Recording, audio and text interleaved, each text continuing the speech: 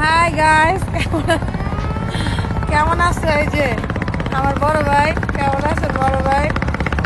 বড় ভাই এত শীত হাতে গাতিছে, আর আমার এত গরম, আমি কিছু গাতি না। এই যে আর তোমার দেখো, এই যে আমার আরেকজন, দেখছো ওরে এত সুন্দর লাগতেছে, বলার মানে নায়কের মতো লাগতেছে।